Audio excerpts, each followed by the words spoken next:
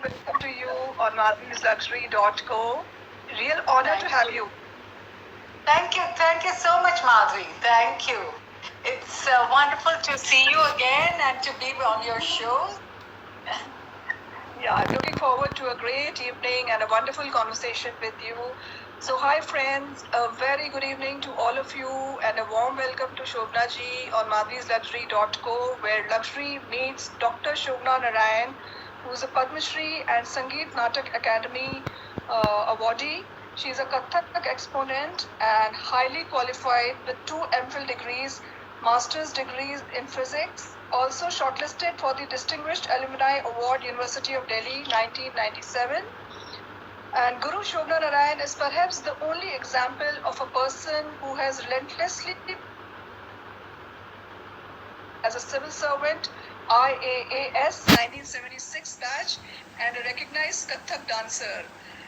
Guru achieving distinction and great heights in both, which is a deadly combination. And today we would love to know all about you, your journey, and your story, Shobna ji. Not much of a story.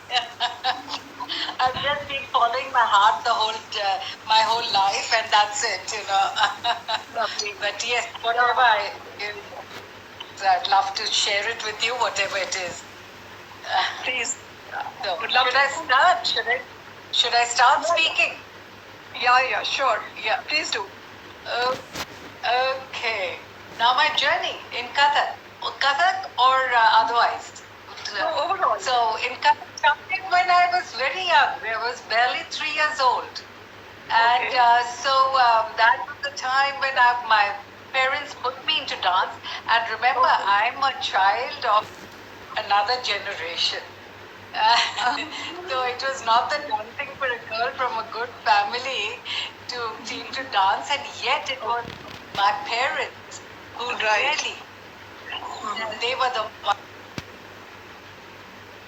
and took me to Shadnapur, where I was born. I was born in Calcutta because my father was posted there, and who initiated me. Later on, my father was posted to Bombay, so it was Guru Kuntal Lal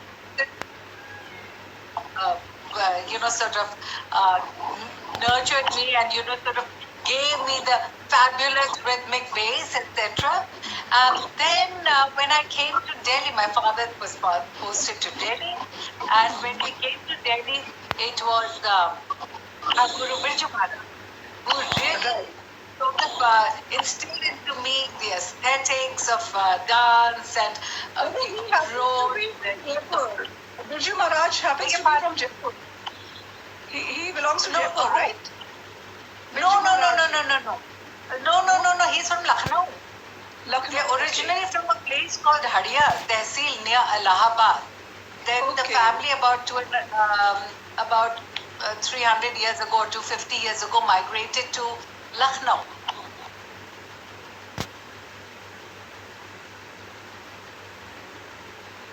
There in some gharanas he used to perform. That's the Jaipur gharana, and Maharaji is the Lucknow gharana. My Bombay wala guru was Jaipur gharana. So I've had training in both the gharanas. So it's been lovely to see the difference. The differences in the gharanas was very stark and apparent. I'm talking about the 50s and 60s till the mid 70s. But thereafter, the whole difference has watered down so much because there's so much of quick interaction between the two gharanas. And then also what happened was that the Kendra in Delhi, Kathak Kendra in Delhi, had gurus from the gharanas over there. So, there was a lot of system. From all over India, it's here in Delhi. Yes, exactly. So that was it. So I've had the best of training, so which has been lovely indeed. It has been really from the best. Yes, exactly. And I'm grateful to that. Life has, and God has been kind to me, I would say. Very, very kind to me for giving me this kind of a, sort of training and a kind of an approach. Even parents at home who were so actually They kept on motivating me, and they were very supportive. Very supportive. That's very nice. And so you can, today it's a different thing. The parents are supportive, but not Right. in my time. Yeah, in It was those times, a yeah. completely different thing. And especially for something like maybe dance, like the parents would not probably in those times prefer a girl going into something like Kathak, maybe in those times. Kathak, actually, it's not only Kathak. Till all dance forms, dance forms. Right. Yes, it was a strict no-no for girls from good families from in all parts of India. If Right. you have, let's take Bharatnatyam, so which actually the original name is Dasiyattam. So till the 1931-32, the girls from good families never. It was Rukmini Devi Arundale, the first lady from a Brahmin family who then took to dance, and then she opened the doors, and then slowly others came in. Then she also did yeoman work in renaming, re-christening the dance form to Okay. get rid of that old connotation. Right. Otherwise, it was from Asia. So she did yeoman work over there in the field of Kathak. It was Madam Mehta. All this happened in the 30s. Okay. So a lot of movement took place, but it took some time for people to Right. come in. So by even in the 50s and 60s, and when that was my growing up time, it was opening up slowly. More acceptable. People were, Started accepting, yeah, true. And Yeah. you've been so brilliant in academics as well. So, how come like you've been an IAS officer? So that's such a prestigious thing, and already in academics you were so good. So it is your passion which drew you to Kathak, I believe. Well, my bad. Kathak is my breath, my soul, my life, and I love studies. By the way, I just love studies. Even now, I just love to read. I'm researching the whole time. So, and then in school, I was also good in schooling, in academic. So there was obviously a desire to always, to do well, because I loved it. It wasn't because of any competitive spirit or anything like, but it was because I loved it. So I think that I grew up with the duality since childhood. So it was very natural for me that even when I was in college, I took BSc Physics honors, then MSc Physics, then I was doing my PhD in Physics. Then so it was natural for me to go into service. So I never found it a change. But yes, when I entered civil service, it was the first time a girl. By then, I was a well-known young officer that who had come to join civil service through a competitive exam. So, so it was a little bit of a thing, because they said, "Oh, you'll probably leave it. You'll join service and leave it, and you're taking away somebody else's seat." So I said, "No, why should I leave it when I never lived my BSc Physics honors or MSc Physics? So why should I?" But Also, like you were more than opened out than many others have done. Yeah, and you were not from the art background, because generally people who are from arts background, they get into creativity still. But somebody who has done physics and MPhil and such a highly qualified person, also pursuing the passion in dance is really amazing. And doing to such great height. Well, I don't think there's any contradiction. I think it is all a question of a mindset. Since now, yes. now we do have physics honors, people applying for civils and getting through, even those kind of students who are getting into civils, but not in those times. I think either if you had arts, you would be a creative person and you'll get into this thing. But if you are from a background like engineering or doctor, maybe this is a very contrast kind of a thing. I think, we once forgot that Albert Schweitzer, the great doctor, was also a great organist, a pianist. So, we've had examples earlier. And so, But yeah, the common mindset, as you said, very right, very right. That was the common mindset, and it's watering down a lot. It's changing a lot, but yes, it has Right. been there. Yeah, then and now there is a difference, yeah. And Shobna ji is a multifaceted and a pioneer as she has left and is leaving her indelible imprint as a performer, choreographer, guru, researcher, organizer, and author. So I would like to know Shobna Narayan ji as a performer.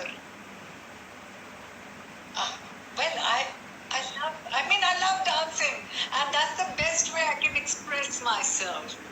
And Right. so I just express myself best. For example, a writer would express himself best, through his writing work. Somebody else through another medium.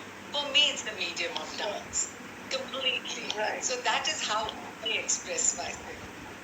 And I just And love among it. among the so many performances that you have done, if I may ask, which has been your favorite performance so far? Each performance has been very unique and different. So I remember all the various performances for different reasons. Something for the kind of the great things, etc. Something where something must have happened. So every performance has something to make it special in your memory. And Right. each one, it's like, every performance is like a child of yours. Right. So you cannot say which is your favorite child. You cannot tell that. And Shobna ji, as a choreographer, any of your choreographies that you've done in the past, if you A can lot of mention. them. A lot of them. In fact, my whole journey in the field of choreography and venturing into uncharted terrain in terms of themes started way back in 1982. And when with about 20 artists, I photographed a whole ballet on the subject of environment and the spiraling social ills because of the negative impact. And that was the time. Now, you can imagine in 1982, nobody ever talked of the word environment. Right. And there I was doing. Yeah. And then in 83, Kabaoge Ram, what is Ramatva that we are looking for? Right. So that was it. Then another one was very unique because it was perhaps that was the physics background that I played with lights. Okay. Now, in those days, in the 80s, you didn't Right. have all the sophisticated lights, that you can put it in a beam, narrow beam, Right. etc. So Right. I had to literally put cardboards so that there was a little shaft of Light light, effect. and then just did a whole item just on footwork alone, and a whole group choreography Wow. of sound and echo, that way. And Right. so that was again. Then I, in '89, did a ballet on the subject of human rights. Okay. And Right. that was also telecast on television, and it came out extremely well. The president was there to witness the show and things like that. Wonderful. And then, so it went on, So I also did, the first ever triad between Kathak, Western classical ballet, and Spanish flamenco. Earlier, I was doing duets. From 86, 87 onwards, I was doing individual duets. Kathak and Spanish flamenco. Right. Kathak and Western classical ballet.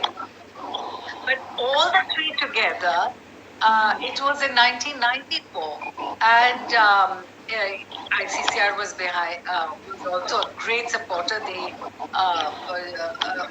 did it, and then we had about 6 shows all over India. Each one of them a resounding success. Resounding success. Wonderful. So So it went on, then I mean, yeah, different things. The list is endless. Yeah, I'm sure. Yeah, and so you There did was another one with a pianist, a German pianist called Hermann Sausen, which was called the Moonlight Impressionism, where I performed, group choreography, and where I wove in the story the Indian folk tale of the Harsingar. So musically, it was a necklace of music of first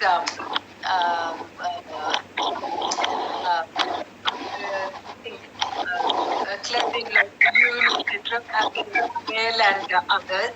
And and first with Indian classical music. So that was again a very big success. Right. So you did apply physics to dance, as you said, when the lighting was happening. So you tried to do the light effects with your physics background, and you've also been known as a trendsetter with issues related to women and the girl-child environment, as you just mentioned, human rights, interfaith dialogue with Buddhism, Sufism, and intercultural dialogues with other Western classical music and dance forms, which you just, I think, mentioned about it. And also, you have. I did it with the Buddhist monks, a collaboration with the Buddhist monks, first way back in 2003. And then again we did it in 2006, 7, then again in 2012 with the Grammy Award winners of the Shirablung Monastery. So, for me, it's been a wonderful journey, because in these collaboration, one learns a lot. You learn more about the other cultures, and each one of us maintain the strictness of our own culture. We don't move out of our cultural ethos, and yet we find the meeting point. It's a meeting point. So it's wonderful. That whole experience has been beautiful. And as a guru, I have read that especially able students and free training to 50 students you're giving. So do you also professionally teach to students, or it's only for the specially able students? No, I professionally teach students. Many of my students are today's young dancers, like Shivani Verma. She's my student who's making waves. Kartika Singh, Mrinalini. In fact, at the beginning of COVID, Mrinalini's video went viral. That one, she was, so all of them are my students. I can keep naming them. And a lot of my students who settled abroad, they have opened up their own dance institutions, and they are performers in their own right, whether it is West Coast of America, whether it is the UK, whether it is Lithuania, whether it is Singapore, whether it's Australia. All over the world. So they're all over the world. Wonderful. Yeah, they're all over the world. And also you do a CSR kind of activity for the underprivileged children as well, like 50 students under you. In fact, that started way back in the late 80s.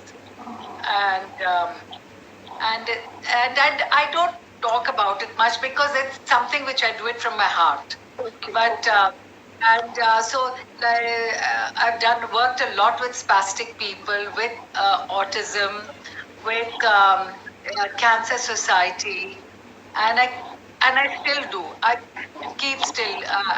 Sometimes they ask me to even hold workshops. In fact, when we had the first the Abolympics in 2003, I think, or was it 6? Whenever the Olympics took place in India, I was the choreographer with 600 specially able children for the opening and closing ceremony. But that must be really tough. It must be very tough to teach 600 students. And you have different disabilities, Yeah, right. So that's amazing. And also, Shobna ji, you happen to be an author, researcher, and organizer. So how about author? Because I believe you've written 16 books by now, and numerous articles for INTACT and UNESCO. Yeah. So you have also. the whole thing starts. Why do you write book? For me, the motivation to start writing books was because I love to share. I don't keep anything to myself like that. I just love to share, and that happened in the 70s. I perhaps again because of the probing mind I have, which took me to physics also. I kept on saying that why is and those days, not today, but those days there were several articles which kept on saying, literally suggesting that Kathak was born in the Mughal courts. Yeah. Right. And then to Sone Mein Suhaga, Bollywood added its bit to reinforce and strengthen the whole thing about just the dancing girls and blah blah. So my whole question was, if it had been a byproduct of the Mughal court and of the dancing girls, why the hell does it have such a Sanskrit name? Because Kathak is not a Persian name. It is not Turkish. It is not Arabic. So why is it Sanskrit name? And so that sort of led me to and then it came that Mahabharata, in fact, among the artist community, it is only the Kathak community. And that is the Brahmin Kathak community, the original Kathak, who have been mentioned in the Mahabharata. No other community of artists have been mentioned, but in the Mahabharata. In three sections, and then there's the Maurya period inscription called which is in Prakrit during pre-Ashoka time. I think it is pre-Ashoka time, and which again talks about the Kathak community performing a devotional dance at the banks of the Ganges at Varanasi. Now, you have an inscription. Now, this kind of inscription is you don't see it anywhere else. It's only unique to Kathak. So, obviously, when I started researching, and people who come to know me, they're research scholars, and if they see the word Kathak, they say, oh, we found this. I said, proof. Until I don't see the proof, I don't accept it. And so then. So when I had all of them with proof, then I said, why not share it with the world? And that's how one book led to the second, to the third. Then a few years ago, somebody asked me, have you been to Kathak villages? All my life I've been dancing. Never heard of Kathak. Right. Then Sunday I sort of my antenna went up. I said, what? And then my colleague, Geetika Kalha and I, she's also a retired IS officer. So both of us went on a research spree. And we went from village to village. We must have traveled something like 7,000, 8,000 kilometers by road in UP, Bihar and Rajasthan. And then we uncovered the villages. We went and met the people. And we found that it's still a living temple tradition. We have a stage version, but it's still a living temple. I have no idea. And we stage version has taken our name from them. Okay, great. That's amazing. And anything that you would like to mention from any of those 16 books? Any one book or anything from the book, there are many books because most of them, I would say, out of the 16 books, 16 minus 3 is, 16 minus 4 is 12. So 12 books are purely on the subject of dance. Okay. Whether it is Krishna and performing arts, or whether it is Kathak, or whether it is the dance legacy of Patliputra, that is of what you know as today's Bihar, and so on and so forth. But the other 4 books are different. Out of which there are 2 translations.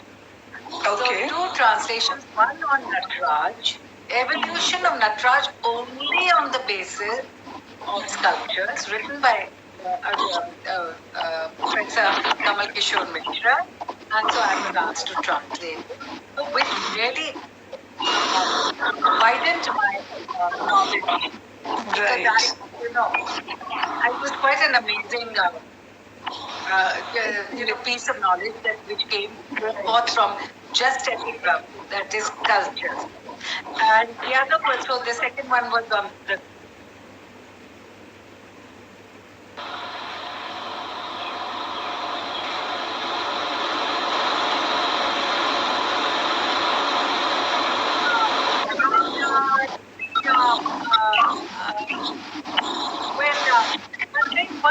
biography of my father-in-law. I see. So, Okay. so that's why he was my and he died 1975. So he was a child of the monarchy period of Austria. And Okay. so he had seen the Austro-Hungarian Empire at its zenith, and then suddenly the First World War, when they all had to serve in the First World War. So he served at two fronts, both at the Isonzo front and the other front, and then the period of depression, the inter period. Then he saw the rise of Nazism, and then now we all think of only the Jews suffering, but in this family, I found that there were many white Austrians, non-Jews, who suffered also.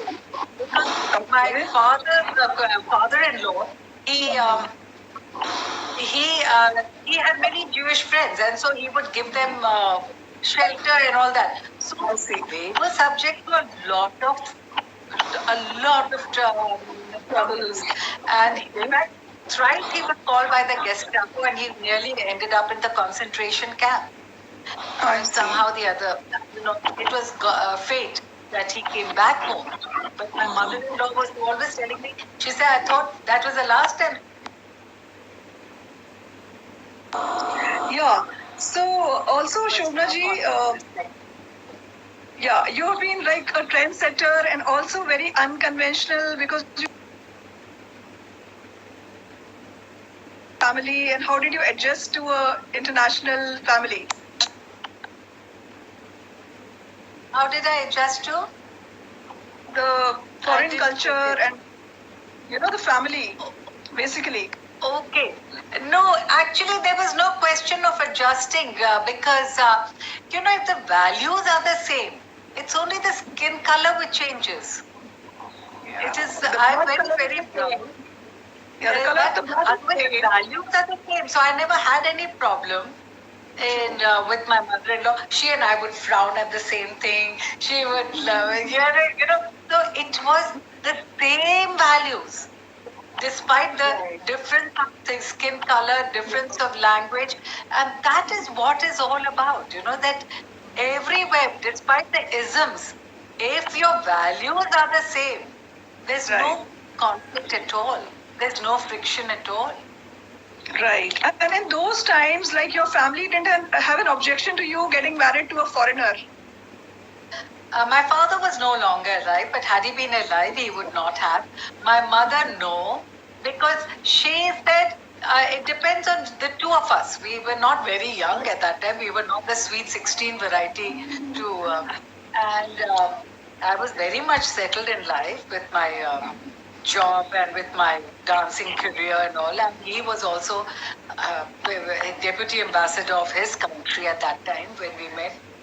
And so nothing, because it's dealing with between two human beings, and they have to gel. They have to understand. You know what? I still remember when my husband came to formally ask my mother for my hand. My mother had been saying, "Yeah, I think he's interested," but my husband was posted out, so it was a long distance courtship. So I said, yes, we like each other, but nothing like that. And so when he came and asked for my hand, and my mother, now here was something I'll never forget. And my mother said, yes, but you've hardly met my daughter. You hardly know my daughter. You only a few, how many hours altogether you must have met her in these last 2.5 years? Perhaps 20 hours, or perhaps 30 hours or 40 hours, but nothing more. And but okay, so you've seen all the positive sides, but let me tell you about her negative side. You're getting thinking of that, and she listed out all my, and I'm thinking, hey, according to you shouldn't be doing that. You should be out there. She said, no, he should know what he's getting in. Yeah, that's a mother. And You're so pragmatic, I think for your I think it was like a love at first sight, I should say. If it was just a 30... Not at all. 30 Not at all. Not at all. Oh, okay. It was, I saw this whole, because we met at a performance of mine. So I'd seen this whole bunch of diplomats, etc., amongst other Indians. Right. Who cares? Who cares? And he was intrigued. So it was For him- curiosity which made him want to, get a common friend of ours to see that we met. Curiosity arose from the fact that I was already a well-known dancer. Then he heard that I was a civil servant. Then he heard I'd done my master's in physics, etc. So I mean, all this. So that's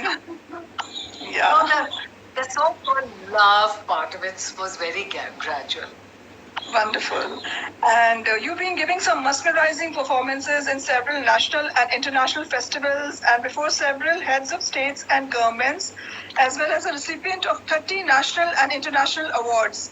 Delhi's government's Parishad Samman, Japan's OISCA Award, Bihar Gaurav Award, etc.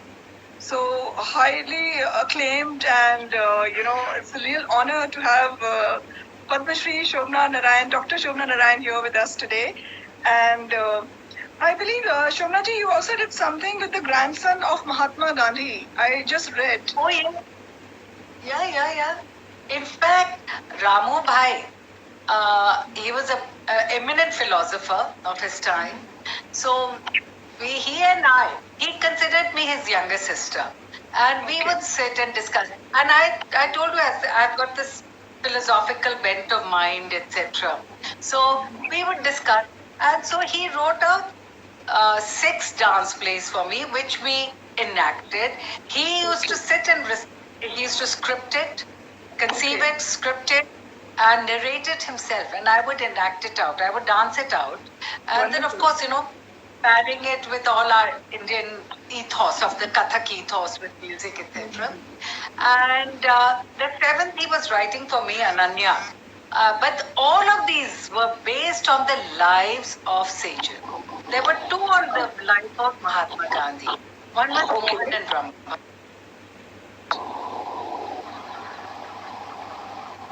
And another one, Sanmati, which was again about the later part of the freedom struggle and what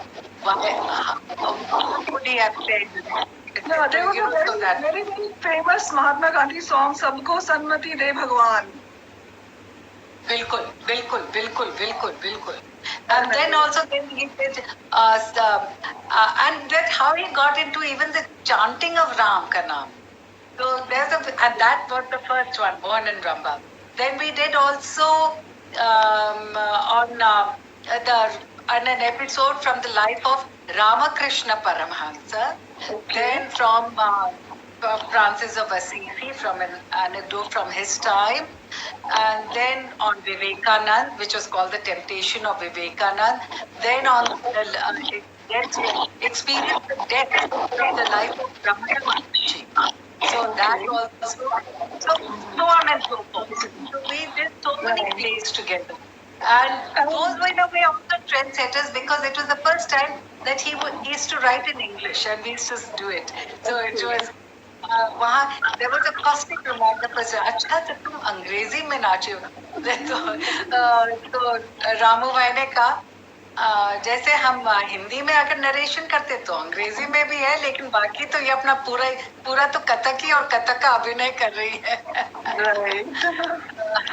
And you also you happen to be part of Shakuntala and Yashodha. That's a soliloquy. Those were soliloquies, and in which I was a solo artist, and the first one happened in 1996, and when, like in the old traditional times of yore, that I actually had to look up that whole script of 2.5 hours.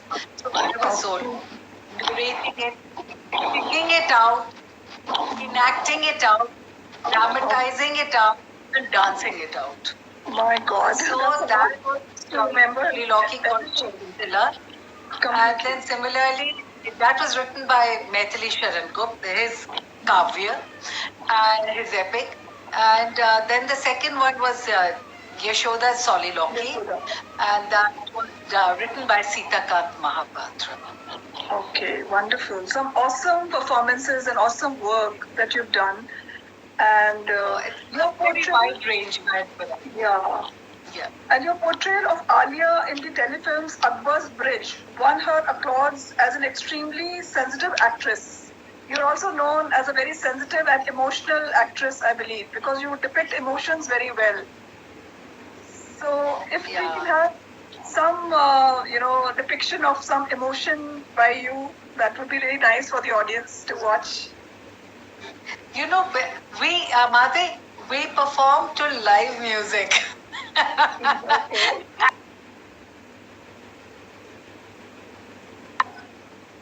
Like the youngsters of today, when they have it at the on the fingertips, you know, recording music idhar, udhar.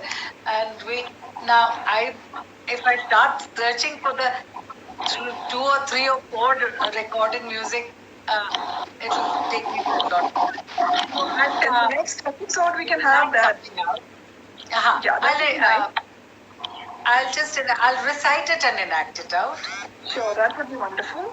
Thank you so much. What should I do? Whatever you feel. A tumri, which means, uh, you know, shall we say, charo langar mori baiya ka hona. You know, here, gopi, you know, in our Indian mythology, Radha and the Krishna, gopi, all yearning for union with Krishna. Because it is, symbolism is that of the soul wanting to meet the eternal soul, have union with the eternal. Right. So we're always speaking, but we play hide and seek with him, but he's also playing hide and seek with us. Okay. So when she is Krishna. wanting to see him, and he's not there, she goes out, looks around, not there. She goes, looks,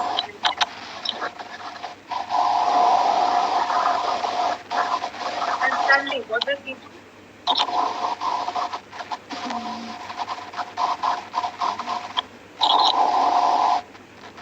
And he comes and catches hold of her from behind. And what does she say? She says, now she's irritated. She says, Chhado langar mori baiya ka hona. And there are different ways of irritation. One is to say, no, don't tease me. The other one, don't tease me. And the other one is,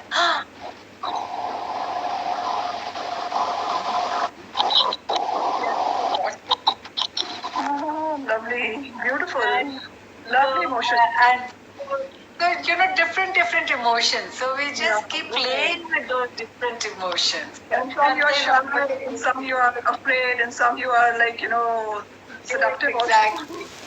Yeah. And you know, in Kathak, we have another something known as Bhav Batana, which means that we just take one word or one phrase, and it is not only the literal textual meaning, but we start interpreting it at different levels of interpretation. Like if you can just tell one.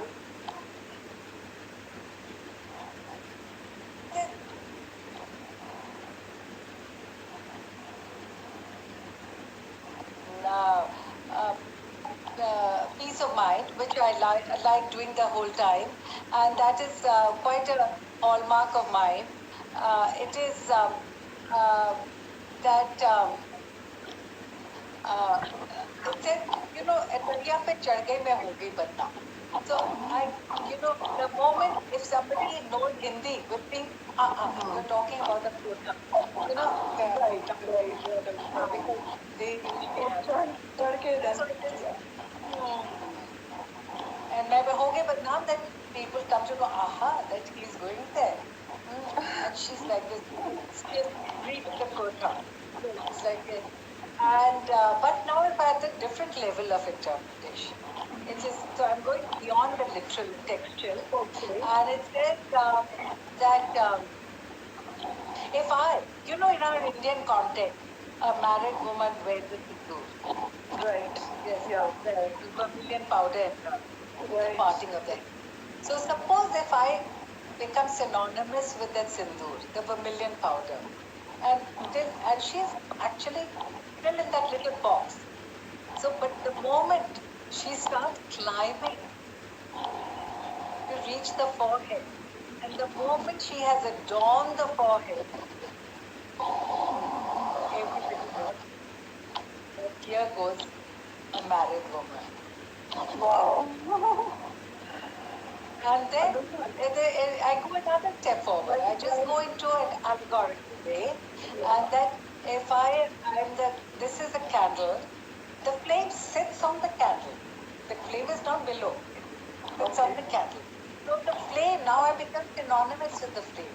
So the Okay. flame goes up and sits on the candle, and the moment it sits on the candle, it starts spreading light. And so burning because it has started spreading light. So you and I will know about the existence. And then suppose if it is snuffed out, then which one is climbing? What is going up? That is the smoke, the spiraling smoke. So Right. the moment you see the spiraling, the wisp of the spiraling smoke, you say, it can had been me. So everybody came to know that I was there of my existence.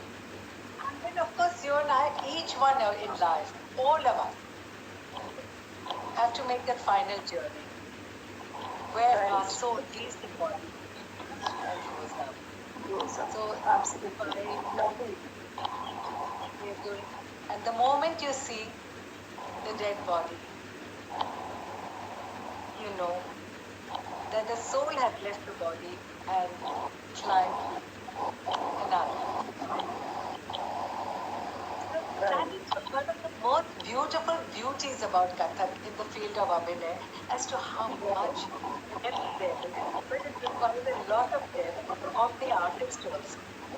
Right. And it's not just about dance and movements, but it's also a lot about facial expressions, I believe. A lot of, Oh yes, emotion. a lot. Here, your dance has to come from the heart. You have to Right. live it. You have to experience it.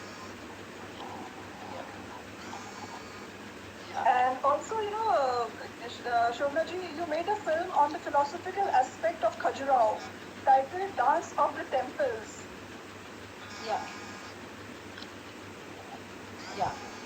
That was actually, whenever I went to Khajuraho for a performance, I was always wondering that, Khajuraho, everybody has a different say. People go for the titillating part, that way. That's something which attracts them, the erotic. But if you actually look at the culture, it's a very small percentage, the Right. erotic culture.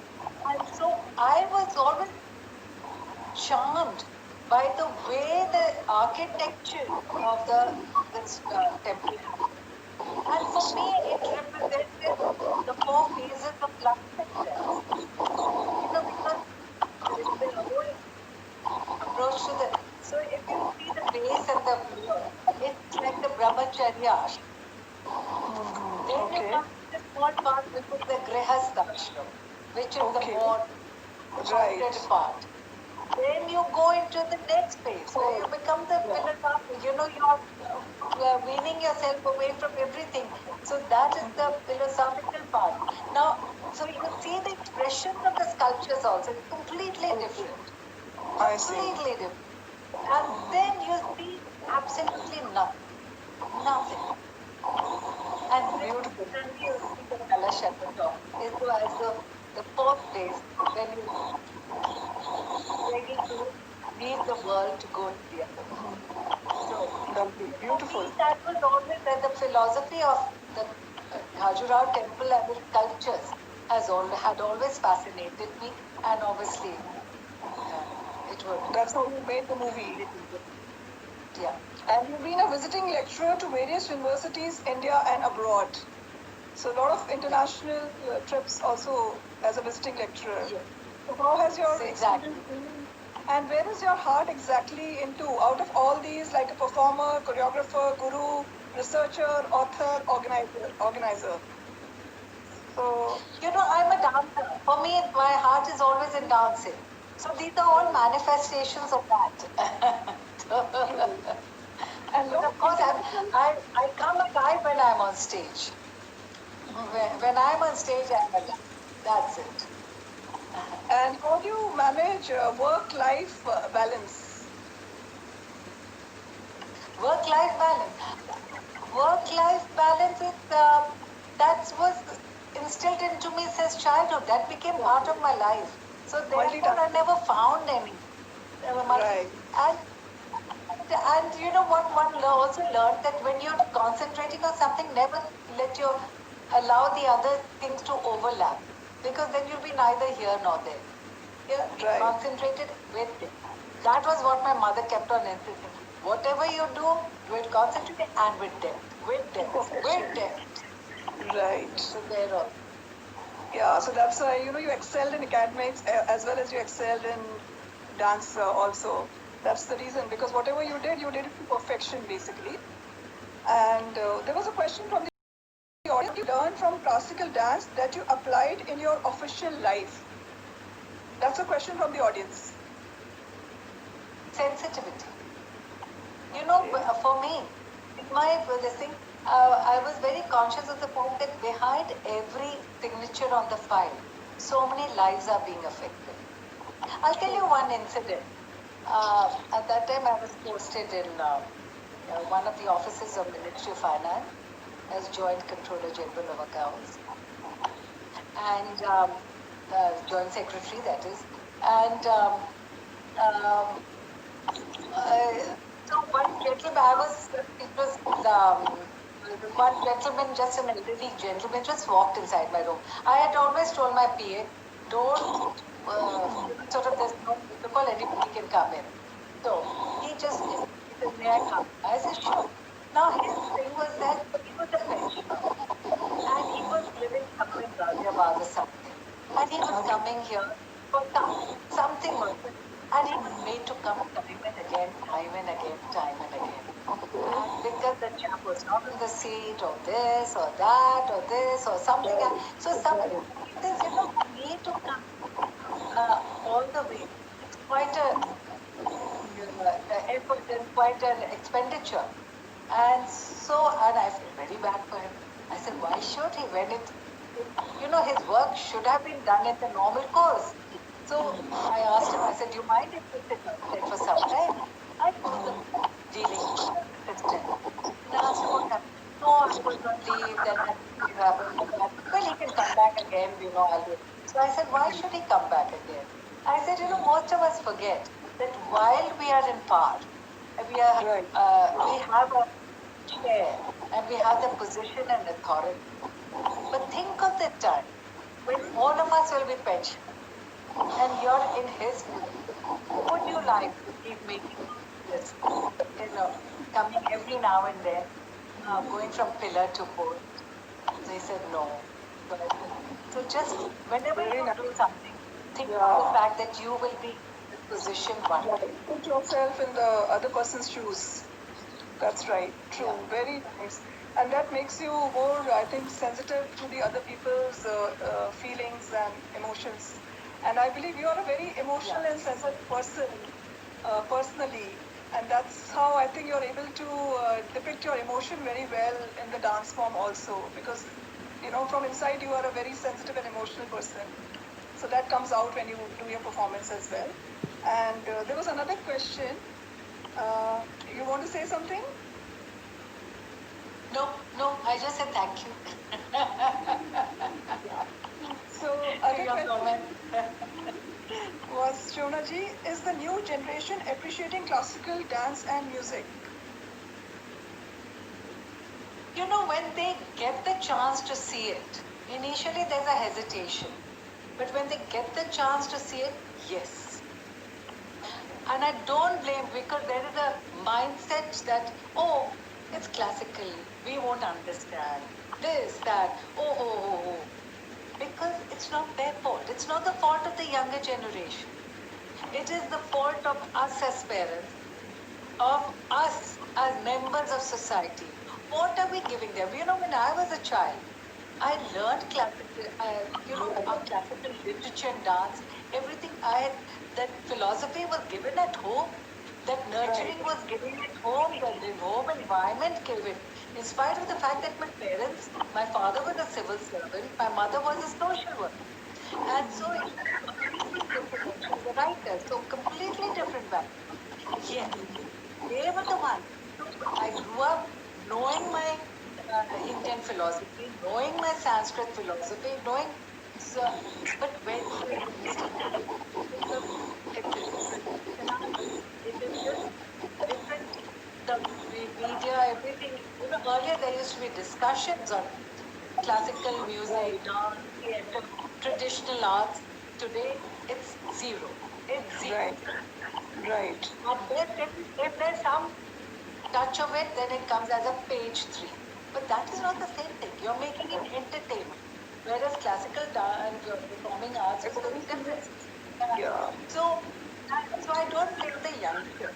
But having said that, when I'm looking at the number of young children who are coming to learn classical dance, I can speak for classical dance, I can speak for Kathak. They are happening. You know, they are small little things. And yet they come. The parents can force them for 2 days, 3 times, 4 times, 5 times, but not always. There's something within them. So, in fact, about 3 or 4 years ago, I did ask this person. I said, you know, there's so much of rigorous training. It is not the instant recognition, instant fame like you will get in It's a lot of structures and follow and patience. Here it means sadhana. Here it means dedication. Here, and there's no money reward in that sense, nor the instant recognition and fame. It takes a long, long time. Absolutely. So then why are you still sticking to it? They said, we don't know why, but we love it because it gives us so much of peace of mind. Wow. Beautiful. Yeah. A little 8 to 10-year-olds telling me. Wow, how sweet. That's really nice. And I'm sure they're passionate about it, and that's the reason that they come. And you're absolutely right. It has to start from home. Home is the first teacher, or, you know, unless they see it at home and somebody encouraging them from the beginning, it will not inculcate in them. And as you know, besides, also the atmosphere has to also change, because then only these people who grow up are going to be policy makers and administrators and CEOs, etc., who are taking decisions. So they influence the mindset. Right, true, absolutely. And as you know, so they don't think that something is more than just material profit making. There is profit, but it is the profit of the peace of the mind. Yeah, for your own self. But it is an intangible profit, not the materialistic profit. True, very true. And it's a priceless profit. The peace of mind, there is no, you know, this thing. It's completely priceless. You can get the peace of mind, you know. And as you know, Shobna ji, the program is about madhvisluxury.co. I would like to know the definition of luxury from you. Oh, luxury. For me, luxury, the first luxury is your peace of mind. Beautiful. Absolutely. That is the greatest luxury. Another aspect of luxury is to be surrounded by positivity, not negativity. Another piece of luxury which I feel is that one has to be so. You know, you have to be able to understand diversity and accept diversity. Beautiful. True. And if you're able to do that, how peaceful you can be. Actually, absolutely. So you have to accept difference of opinion. Right. imagine a small, very stupid example I'm going to give you. Imagine the world full of only roses. Or imagine the world which had only daylight, daylight, daylight, daylight, no night. Depressive. I think depression. You will get into depression. Like in London, if it's 6 months And- with no sun, people get into depression and suicidal tendencies and all. So you need that variation. You need Right. that differences. You need, True. but those differences should not be discrimination. Those should be acceptance of diversity. Right, beautiful, lovely, awesome. And the message you would like to give to the audience around this time, any message from your side? Well, I would just say to everybody that there's much more. Each one of us have to look inwards. Number one.